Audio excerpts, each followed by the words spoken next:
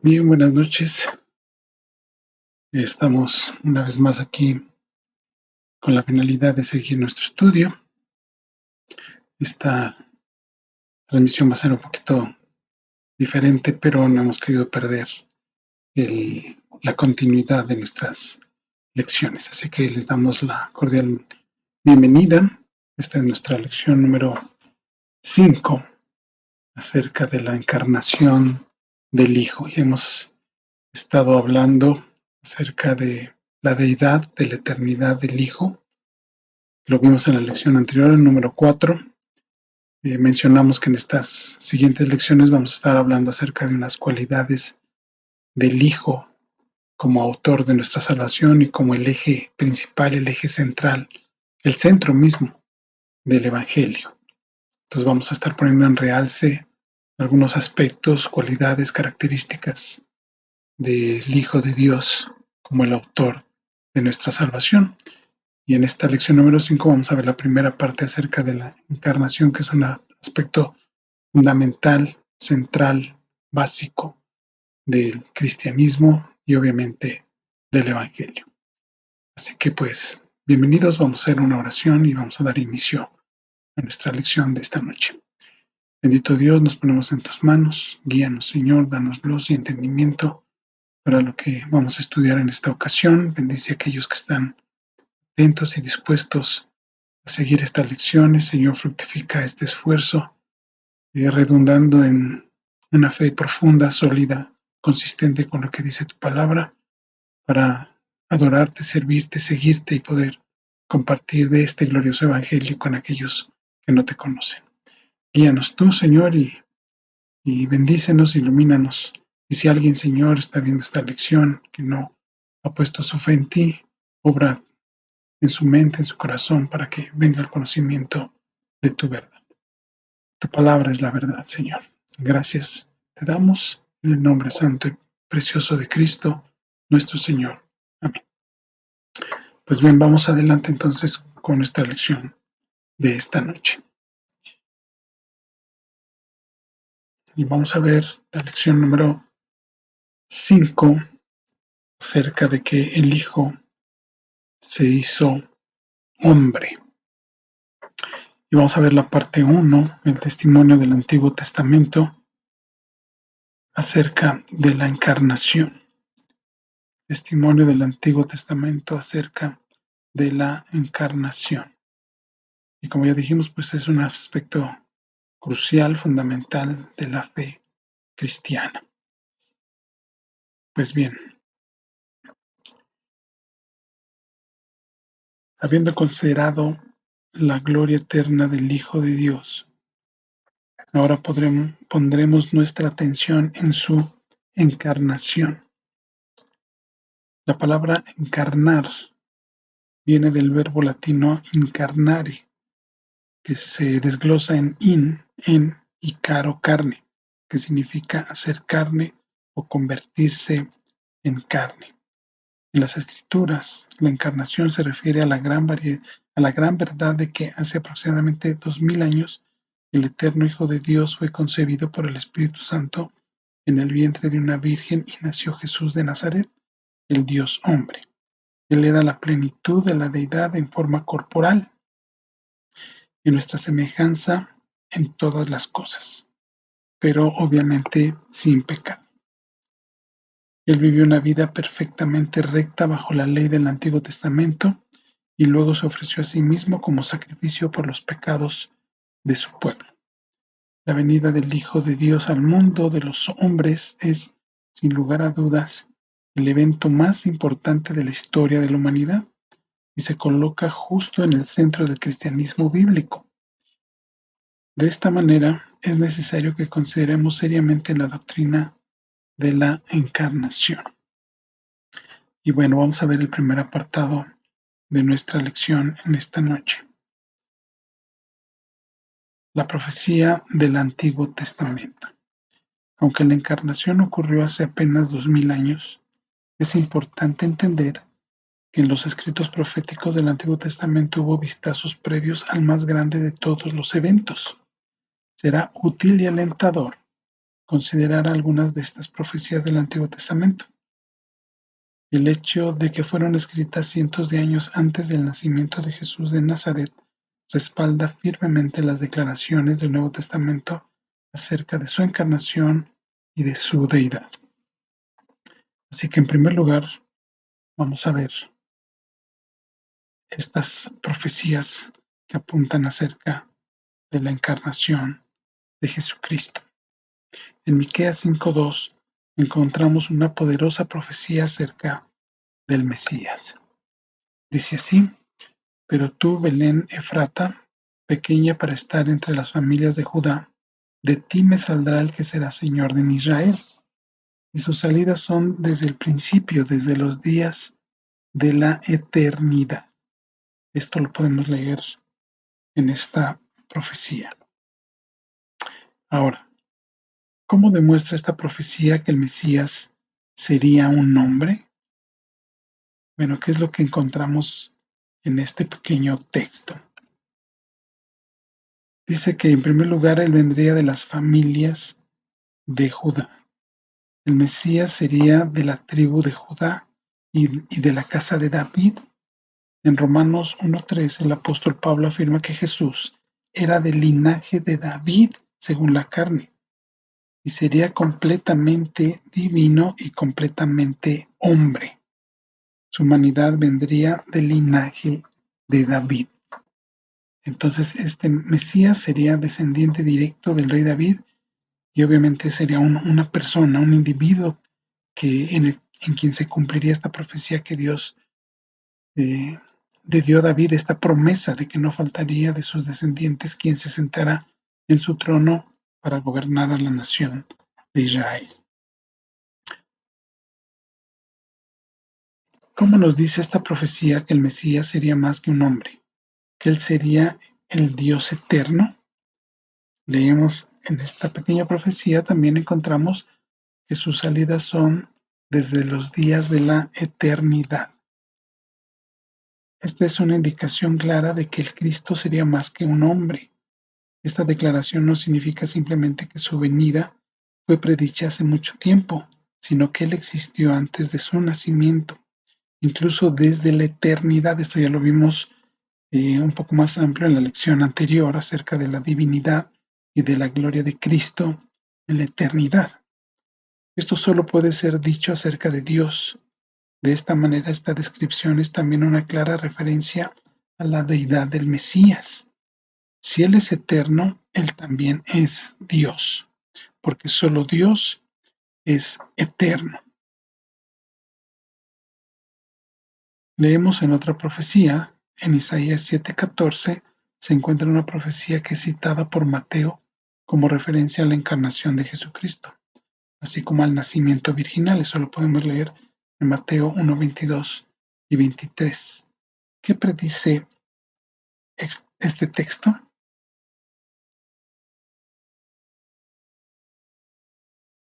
Bueno, este texto dice lo siguiente: por tanto el Señor mismo os dará señal. He aquí que la Virgen concebirá y dará a luz un hijo, y llamará su nombre Emmanuel. Y bueno, esto fue dicho por el profeta Isaías 700 años antes del nacimiento de Jesús. Y cuando Mateo, que fue apóstol de Jesucristo y escribió un evangelio para la nación de Israel, él escribe esta referencia. En Mateo 1, 22 al 23 dice: todo esto aconteció para que se cumpliese lo dicho por el Señor por medio del profeta cuando dijo: he aquí una virgen concebirá y dará a luz un hijo, y llamará su nombre Emmanuel, que traducido es Dios con nosotros. Esta profecía probablemente tuvo su cumplimiento inicial en el nacimiento del hijo de Isaías y la profetisa. Eso lo leemos en Isaías 8:3. Pues se dice que antes de que este niño supiera cómo decir Padre mío o Madre mía, los enemigos de Judá ya habrían comenzado a caer. Sin embargo, también apunta a un cumplimiento más grande en la persona del Mesías. Aunque Isaías usó un lenguaje que era apropiado para el contexto inmediato, su profecía está obviamente llena de significado que va mucho más allá de cualquier supuesto cumplimiento completo en su tiempo o en el tiempo de su hijo.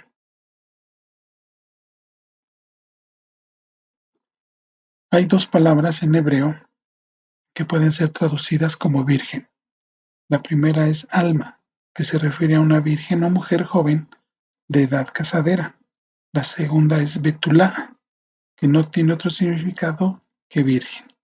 Frecuentemente se ha especulado sobre por qué Isaías usó alma en lugar de betulá, pero la razón parece clara. La sabiduría del Espíritu Santo escogió la palabra hebrea que fuera perfectamente apropiada tanto para el cumplimiento parcial en el tiempo de Isaías, como también para el cumplimiento más grande en la persona del Mesías.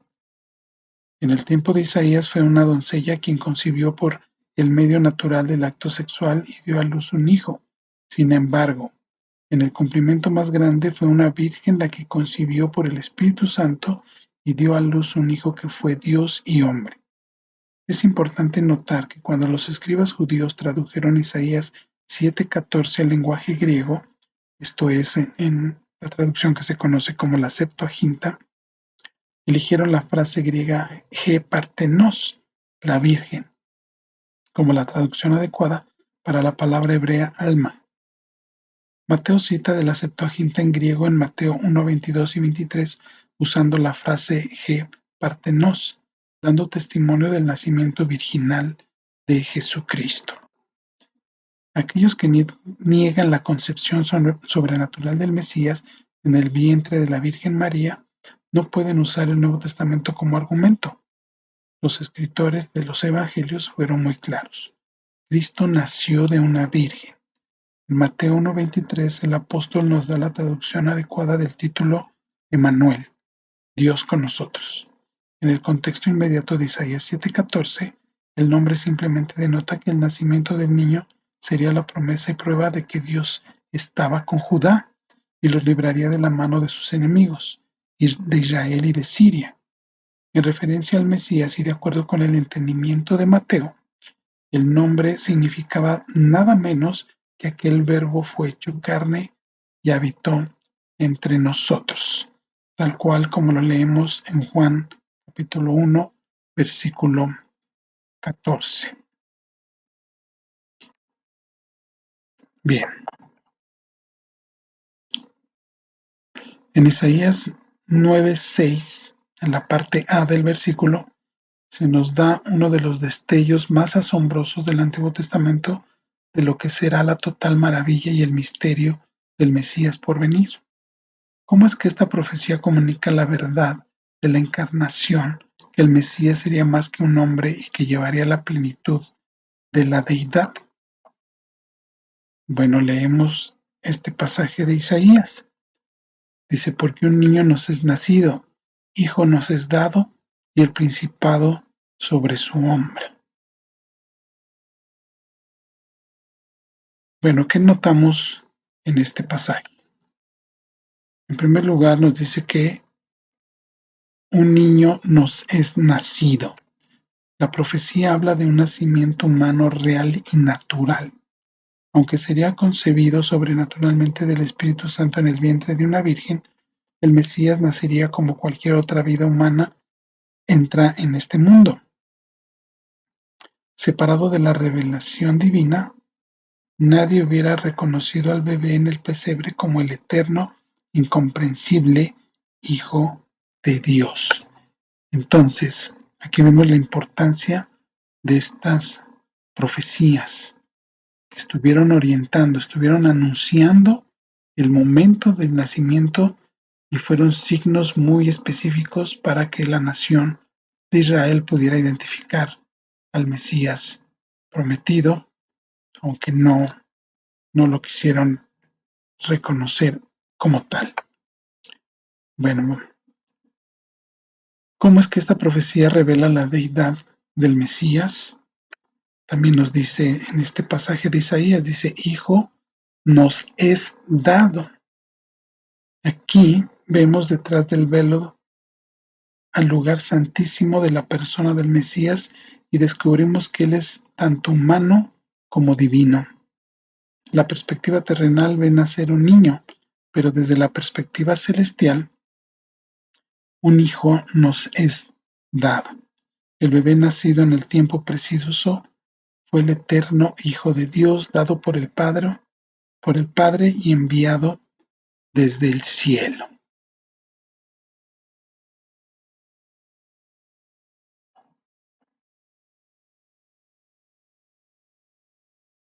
¿Cómo es que esta profecía revela la realeza y soberanía del Mesías que encontramos en este texto también? De Isaías dice que el principado sobre su hombro. El misterio sigue develándose.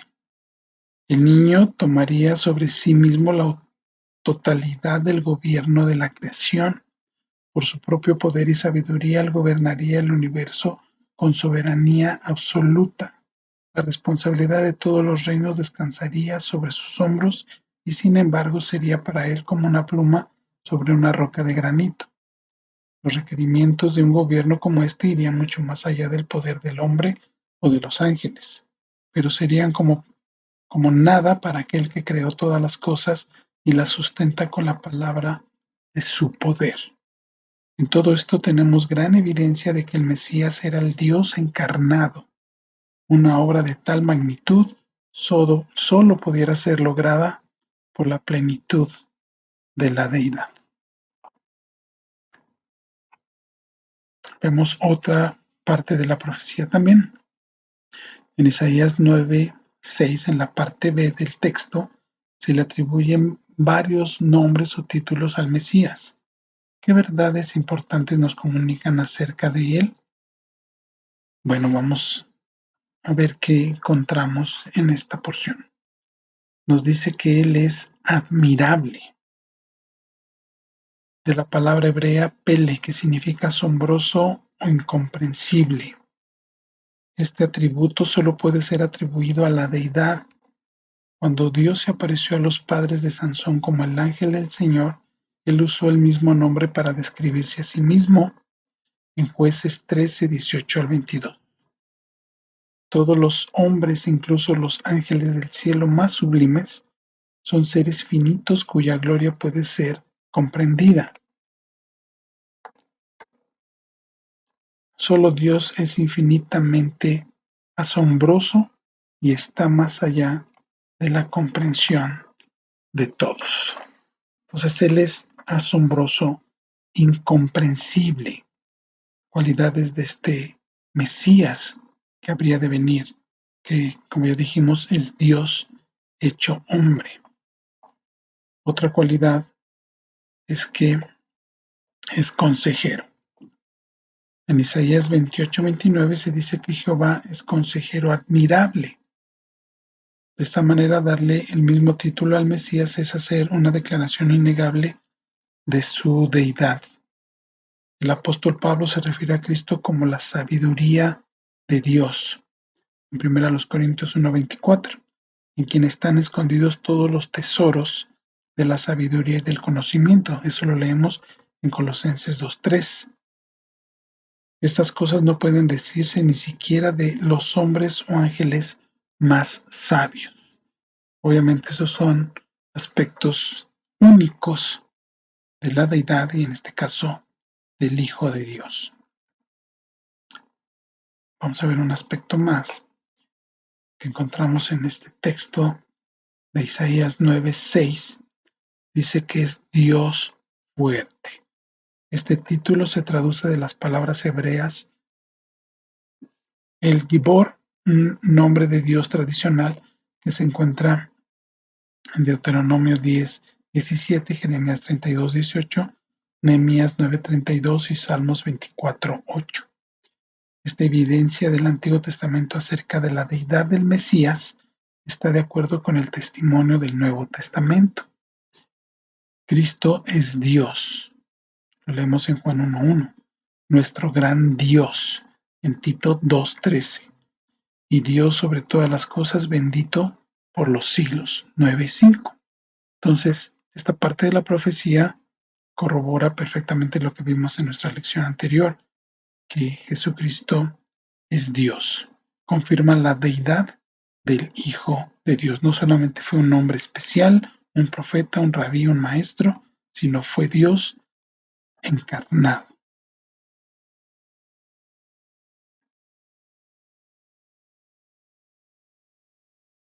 También encontramos en este texto de Isaías que otra cualidad dice que es Padre eterno. Este niño que fue nacido en el tiempo preciso existía antes de que el tiempo existiera. Cuando Cristo fue cuestionado acerca de su relación con Abraham, declaró abiertamente: antes de que Abraham fuera, yo soy.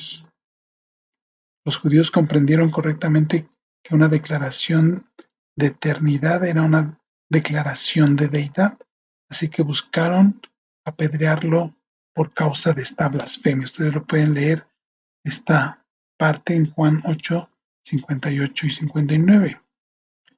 El nombramiento de Padre no busca confundir las dos personas de la Trinidad, sino enfatizar dos aspectos importantes de la venida del Mesías.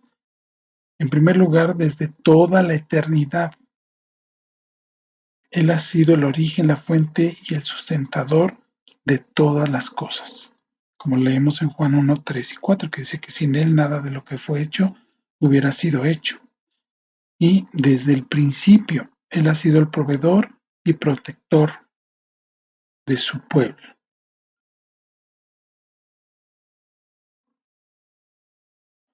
También nos dice este texto de Isaías que a Él se le designa como príncipe de paz. El Mesías y su reino traerían paz, y no sería una mera paz política, sino más importante aún, una paz entre Dios y el hombre.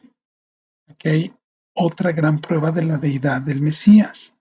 El pacificador debe colocar su mano sobre el hombre y sobre Dios para unirlos. Pero ¿quién se atrevería a acercar su mano para tocar al Dios vivo, excepto aquel que lleva la misma naturaleza de Dios? Este era el gran dilema de Job. Vemos en Job 9:32 y 33, porque Dios no es hombre como yo, para que yo le responda y vengamos juntamente a juicio. No hay entre nosotros árbitro que ponga su mano sobre nosotros dos. Aquí Isaías profetiza que el dilema de Job y el nuestro sería resuelto para siempre en la persona del Mesías. Él tendría todos los requisitos necesarios para ser un pacificador o mediador. Como Dios, Él extendería su mano hacia Dios, y como hombre, Él extendería su mano hacia el hombre. El apóstol Pablo escribe: justificados pues por la fe, tenemos paz para con Dios por medio de nuestro Señor Jesucristo. Eso lo leemos en Romanos 5:1. En el siguiente espacio resume algunas de las verdades más importantes que se nos revelan acerca de Cristo en las profecías del Antiguo Testamento que hemos considerado. Bueno, esto lo he tomado directamente del manual. Y bueno, ustedes si están contestando el manual, pueden ustedes poner allí lo que hasta ahora han descubierto acerca del Mesías, de Cristo, en estas profecías que hemos considerado hasta este momento, pero yo he puesto algunos aspectos. En primer lugar, que Cristo, el Mesías, sería descendiente directo del rey David en la carne, en cumplimiento a la profecía que Dios le dio en 2 de Samuel capítulo 7 al rey David. Número 2, nacería de una virgen, como ya leímos en la profecía de Isaías. Y esto se cumplió puesto que María no conocía varón cuando ella se halló que que había concebido un hijo, y este fue por obra del Espíritu Santo sobre ella. Número 3, reinaría sobre la nación de Israel. Este es un aspecto de la profecía que aún está por cumplirse, un reinado literal, terrenal sobre la nación de Israel, que este Mesías sería Dios mismo entre los hombres, ese Emmanuel, Dios con nosotros, Dios entre nosotros. 5, su reino será uno como nunca antes ha existido. Cuando Jesucristo venga por segunda vez y establezca su reino sobre Jerusalén para gobernar a todas las naciones, Él traerá un reino de paz, de prosperidad, como nunca se ha visto sobre este planeta. Bien, vamos al segundo aspecto de nuestra lección, que es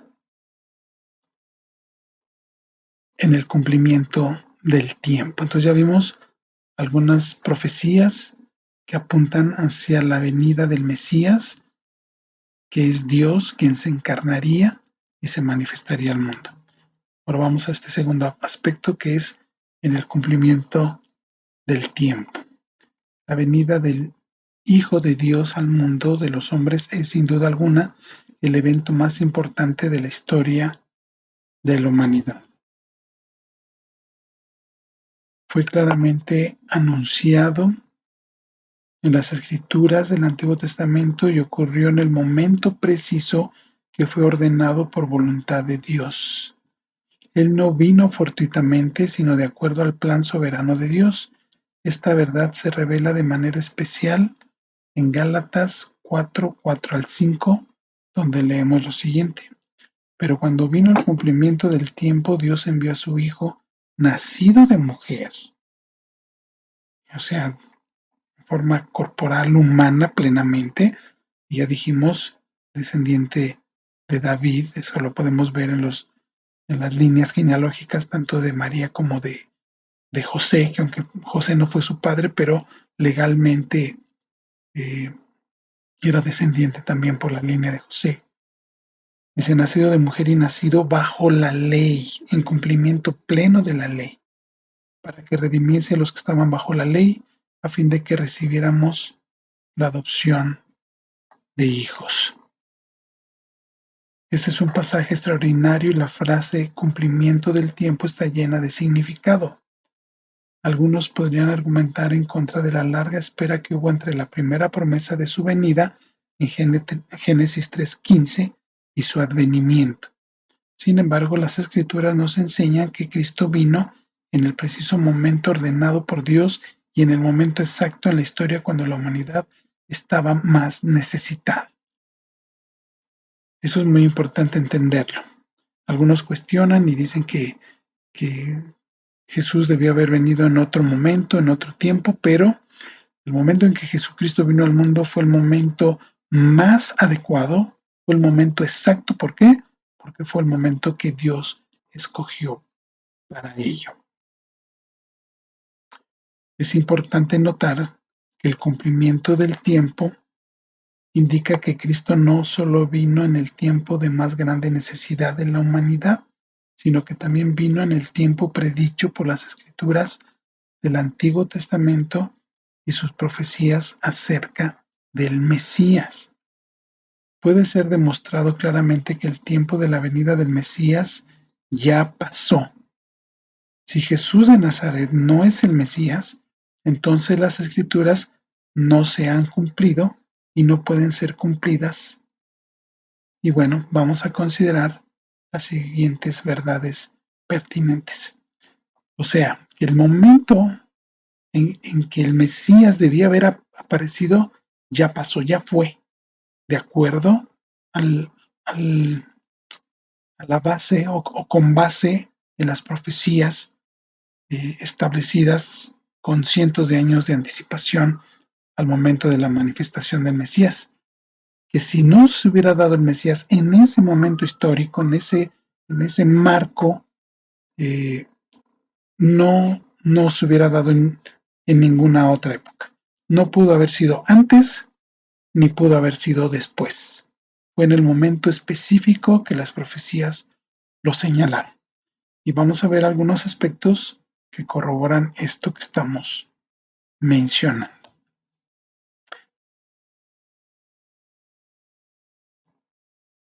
En primer lugar, de acuerdo con Génesis 49:10, que dice: no será quitado el cetro de Judá, ni el legislador de entre sus pies, hasta que venga Silo, una referencia al Mesías, como reconocen los antiguos textos judíos. Esta es una profecía que da eh, Israel en relación a sus hijos. Esto promete que un descendiente de Judá reinaría hasta la venida del Mesías. Jesucristo era descendiente directo del rey David y David era de la línea de la tribu de Judá.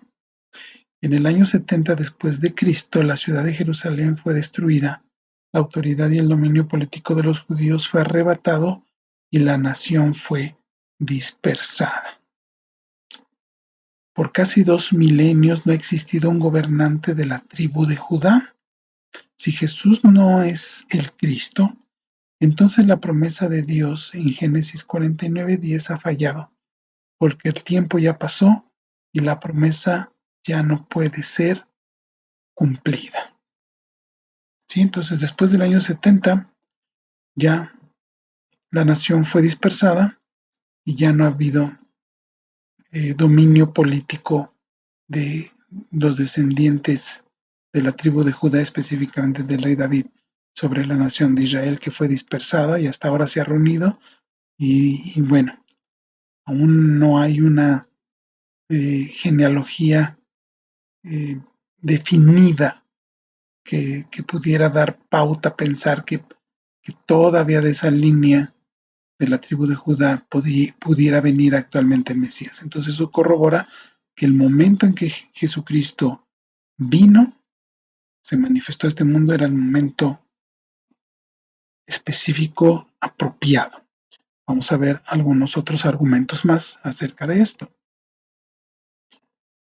De acuerdo con Daniel 9:24 al 27, la ciudad de Jerusalén sería reconstruida en 7 semanas de años, 49 años, después de la cautividad, y el Mesías aparecería 62 semanas de años, 434 años después de la reconstrucción de Jerusalén. Esta profecía coincide perfectamente con el momento en que nació Jesús. De tal manera que si Jesús no es el Cristo de las profecías, entonces la promesa de Dios en Daniel 9:24 y 27 ha fallado, porque el tiempo de estas predicciones, de estos años, ya pasó y la promesa entonces se perdió y ya no puede ser cumplida. Sería una falsedad. Sería pues ya un mero mito el pensar en un Mesías como lo piensan los judíos actualmente. Entonces, el hecho de que el nacimiento de Jesús se dio exactamente en el tiempo profetizado por Daniel es un aspecto que corrobora específicamente y apunta a Jesucristo como ese Mesías prometido. Es el Cristo de Dios. Cristo quiere decir ungido. Un tercer aspecto, vemos que Malaquías 3, del 1 al 3, enseña que el Mesías vendría cuando el segundo templo todavía estuviera en pie. El segundo templo fue destruido en el año 70 después de Cristo. Entonces, si Jesús no es el Cristo, entonces esta profecía ha fallado, porque el tiempo ya pasó y la promesa ya no puede ser cumplida. ¿Sí? Segundo templo. Segundo templo se le llama al periodo en que el primer templo, el templo de Salomón, fue saqueado y destruido cuando Nabucodonosor invadió Jerusalén.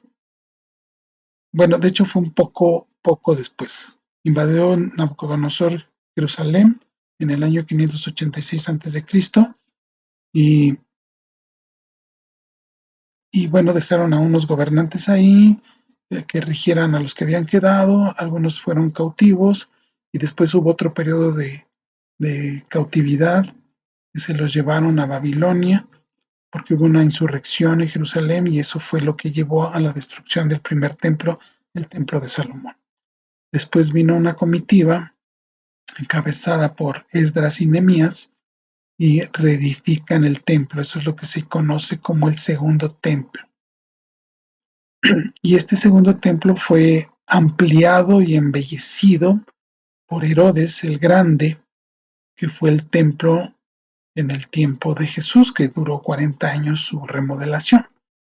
Entonces, esta profecía de Malaquías apuntaba a que el Mesías vendría durante el periodo del segundo templo estuviera todavía en pie. Entonces, como este templo fue también devastado y destruido en el año 70 y hasta el día de hoy no hay templo en Jerusalén, porque en el emplazamiento original del templo está la mezquita de Omar y es el lugar que pelean judíos y musulmanes. Y lo único que a los judíos les ha quedado es la base de donde estaba el templo original, que es lo que hoy conocemos como el muro occidental o el muro de las lamentaciones. Así que no habiendo templo, pues la posibilidad de la aparición de un Mesías es nula. Por eso a algunos judíos ortodoxos les urge reedificar un templo, porque esto daría pie a pensar que el Mesías que ellos aún están en espera se manifestaría. Pero por las escrituras vemos que el tiempo en que Jesús vino es el tiempo adecuado en que Él se manifestó como el Mesías prometido. Un aspecto más es que el Mesías sería hijo descendiente de David, y Él vendría en un tiempo cuando la casa de David estuviera en un estado grave y siendo menospreciada, como un árbol que ha sido cortado hasta la raíz. Bueno, en Isaías 11:1 las escrituras declaran que saldría una vara del tronco de Isaí y un vástago retoñará de sus raíces. Jesús llegó como el Mesías en un tiempo como ese que fue señalado. Si Él, Jesús, no es el Mesías, entonces las escrituras no pueden ser cumplidas, porque hasta la raíz de Isaí fue arrancada en la destrucción de Jerusalén en el año 70 después de Cristo. En ese tiempo todas las evidencias genealógicas fueron destruidas y ahora sería imposible demostrar la genealogía de cualquiera que se levantara como Mesías. En este tiempo ese es el riesgo, que cualquiera pudiera levantarse como Mesías. Hace no mucho tiempo, hace un par de años, estamos en el año 2023, marzo del 2023, en este momento, hace un par de años se levantó una persona que muchos rabinos apuntaban a que era el Mesías. Era un rabino en Israel y por algunas cuestiones lo señalaban como el Mesías. Entonces, si no se comprueba que es descendiente directo de David, que es de la tribu de Judá, y se dan los otros aspectos que ya hemos venido mencionando, entonces en este momento es un momento muy débil porque cualquiera se pudiera levantar como Mesías y, y pudieran creerlo, porque no hay ese registro que se ha perdido. Un aspecto más, de acuerdo con Daniel 9:27, el Mesías confirmaría el nuevo pacto y pondría fin al sistema de sacrificios del antiguo pacto. El sistema sacrificial terminó con la destrucción de Jerusalén y del templo en el año 70 después de Cristo. Si Jesús no es el Cristo, entonces el sistema de sacrificios del Antiguo Testamento ha terminado sin la venida del Mesías.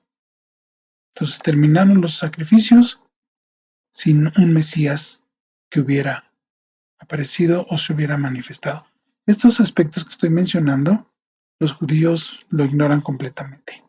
Ellos lo pasan por alto y bueno, rebuscan y argumentan, pero en realidad estos aspectos son irrefutables que apuntan a Jesucristo en su nacimiento en Jerusalén, específicamente en el momento en que sucedió, como el Mesías prometido, pero ellos lo ignoran y aún están en espera de ese Mesías. Algunos incluso llegan a mencionar que no es una persona el Mesías, sino es un estado en que la nación de Israel debe de llegar, o sea, como Mesías, o sea, la nación de Israel será como un Mesías al resto de las naciones. Entonces, le rebuscan con tal de no reconocer que su Mesías vino y ellos lo rechazaron. De acuerdo con los profetas Amós e Isaías, entre otros, la venida del Mesías sería marcada por la reunión de las naciones o los gentiles. ¿Sí? Todos los pueblos de las naciones y los gentiles serían convocados delante de Dios y Dios los aceptaría, los recibiría. Hay muchos pasajes aquí, hay algunos de ellos en Isaías, en Amós, desde Génesis, Salmos, Zacarías, Hechos. Entonces hay muchos pasajes que sustentan esto, que por el Mesías las naciones serían aceptadas por Dios y vendrían. Durante casi 2000 años, desde la muerte y resurrección de Jesús, incontables multitudes de gentiles de toda nación se han identificado con el Dios de Israel y de las escrituras hebreas. Y esto pues no tiene paralelo en la historia. Y esto se cumple en Apocalipsis, donde en varios pasajes de Apocalipsis dice que en la visión que tiene Juan de los últimos tiempos dice que ve gente de toda tribu, lengua, pueblo y nación que glorifican a Dios y le dicen santo, santo, santo. O sea, no solamente menciona Juan que ve judíos o israelitas o descendientes de Abraham en el cielo, sino de todas las naciones, de todos los pueblos, en toda lengua. Entonces, todos los pueblos son convocados al gran festejo de la dignidad y de la gloria de Cristo en los tiempos finales. ¿Por qué? Porque se comprueba que Él, siendo el Mesías, convocará muchos de los gentiles que antes estaban extraviados sin Dios en el mundo, como dice Efesios capítulo 2, ahora tienen la oportunidad de formar parte del pueblo de Dios, descendientes de Abraham por la fe, y ser convocados a la gloria de Cristo en la ciudad celestial en los tiempos finales. Entonces, estos 6 aspectos confirman que el momento específico en que Cristo vino al mundo fue el momento asignado por Dios donde se dio pleno cumplimiento a las profecías, que no pudo haber sido antes porque no estaban las condiciones adecuadas de estas profecías aún, y no pudo haber sido después porque tampoco estas condiciones no se hubieran dado hasta un tiempo futuro incierto, sino que fue en el momento en que las cosas se dieron y existían y estaban tal cual tenían que ocurrir y tenían que manifestarse para que en ese momento el Mesías viniera al mundo. Así que Jesucristo es el Mesías, es el enviado de Dios, se encarnó y habitó entre nosotros. Y como dice en Juan capítulo 1, dice, y vimos su gloria, gloria como del unigénito del Padre. Y el Verbo se hizo carne y habitó entre nosotros. Eso lo testifica el apóstol Juan en su evangelio. Pues bien, para concluir con nuestro estudio en esta noche, llegamos a estas conclusiones.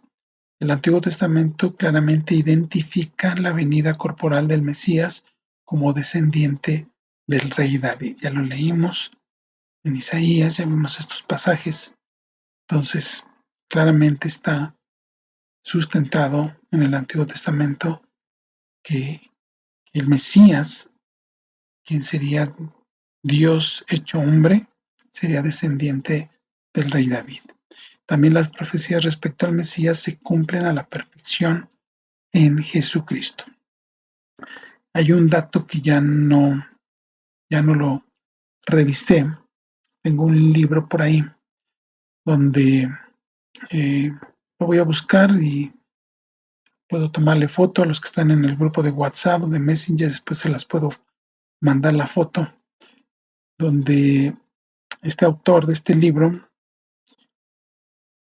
que me parece que es Josh McDowell, eh, menciona un estudio de un matemático especialista en estadísticas de una universidad muy prestigiosa, no recuerdo si es Cambridge o Harvard, donde hace un análisis estadístico de las profecías que se, que se cumplieron en Jesucristo. Y él dice que para que una persona cubriera al menos 6 aspectos de los casi 300 que se mencionan en las profecías, que al menos una persona judía, que fuera judía, descendiente del rey David, y bueno, y que cubriera al menos 6 aspectos definidos en las profecías, realmente la probabilidad estadística sería eh, bajísima de que una persona por casualidad, al azar, cumpliera estos 6 aspectos al menos. O sea, es casi nulo, .000. ¿Sí? Entonces imagínense, Jesucristo no solo cubrió 6, sino fueron muchos, todos estos aspectos ya de su primer venida. Hay aún aspectos de las profecías que se cumplirán en su segunda venida, pero creemos firmemente que así como Jesucristo cumplió las profecías en torno a su primer advenimiento, con toda certeza se cumplirán las demás profecías cuando Jesús venga por segunda vez. Entonces, no es ninguna casualidad. Jesucristo vino en el tiempo asignado por Dios de manera específica y de esa manera comprobó que Él es quien dijo ser, el enviado de Dios. Lo anterior señala a Jesucristo como el mediador que Dios prometió para la salvación de su pueblo. Las escrituras se cumplen en total cabalidad y al 100% en la persona de Jesucristo, el Hijo de Dios.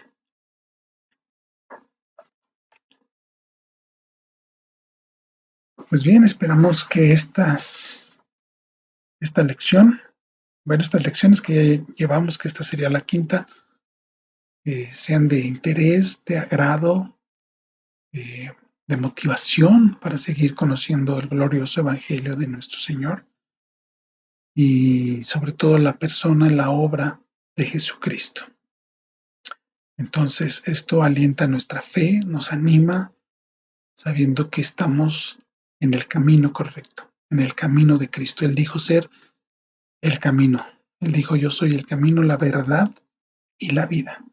Por estos aspectos es que creemos firmemente que Él es el Hijo de Dios, Él es el Salvador del mundo y sin Él pues no tenemos nada. Jesucristo no es solo lo más valioso que Dios pudo darnos, sino es lo único que tenemos para nuestra salvación. Fuera de Cristo no hay salvación, no hay redención, no hay vida eterna, no hay comunión con Dios. Quien no tiene esta comunión con el Hijo, no tiene comunión con el Padre y está perdido en sus delitos y en sus pecados. Es necesario reconocer a Jesús como, como el Mesías, como el Salvador del mundo, confesarlo como tal, creerlo plenamente, creer que Él tomó nuestro lugar en la cruz, que llevó a cuestas nuestros pecados, nuestras iniquidades y pagó por ellos, y el justo por los injustos, y confesarlo con nuestros labios y creerlo con todo nuestro corazón y tener una vida rendida a su servicio en plena obediencia, que es lo que testifica que realmente lo hemos creído. Entonces, para quienes ya lo creemos, esto nos llena de gozo, nos llena de paz, nos da certeza de la fe que tenemos y pues bueno, la invitación es que con estos elementos, con estos argumentos, podamos también compartir de esta fe con aquellos que aún están perdidos. Obviamente la salvación es de Dios, oremos por ellos, por su salvación, pero hablemosles del Evangelio.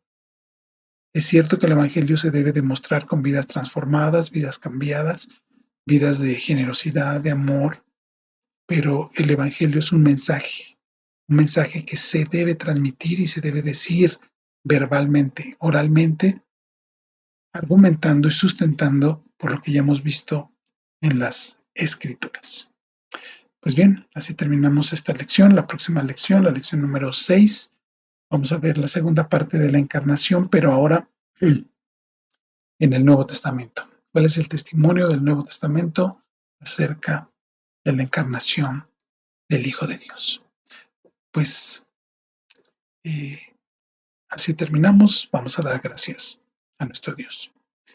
Dios bendito y santo, agradecemos que nos permitas estudiar tu palabra. Estas verdades gloriosas, Señor, alientan nuestra fe, nos dan confianza, seguridad, certeza, Señor, que nuestra fe no es una fe ciega, no es una fe eh, pues efímera, tambaleante. No estamos basándonos en meras cuestiones superficiales, sino que hay un pleno sustento, hay verdades trascendentes en tu palabra, creemos lo que tú has revelado, Señor, y todo es consistente con lo que ha sucedido hace 2000 años cuando tú enviaste a tu Hijo Jesucristo a este mundo, que fue el momento adecuado porque tú así lo diseñaste, tú así lo preparaste, Señor. Todo estaba en el orden perfecto para ser así. Y Jesucristo vino y vino a este mundo, se encarnó para llevar a cabo tu obra. Gracias, Señor, por tu palabra, gracias por este estudio. Permítenos seguir avanzando hasta donde tú lo permitas, Señor, y que esto nos edifique, nos fortalezca y que nos sintamos motivados, Señor, para testificar de estas verdades con aquellos que aún no te conocen y que te han rechazado, Señor. Danos eh, ese denuedo, esa apertura, ese entusiasmo, esa pasión, Señor, para testificar de quién es Jesús, nuestro Señor y Salvador. Gracias, Señor, te damos en esta noche, en este glorioso nombre, en el nombre de Jesús. Amén. Pues bien, pues muchísimas gracias por acompañarnos. Si tienen aún dudas, comentarios, sugerencias, o si algo han descubierto nuevo en estas lecciones o han reafirmado algo que quizá ya no habían revisado desde hace tiempo, pues háganoslo saber. Quisiéramos tener comunión con ustedes, contacto con ustedes, y saber cómo han impactado estas lecciones en sus vidas. Pues bueno, buenas noches, que Dios los bendiga. Hasta la próxima.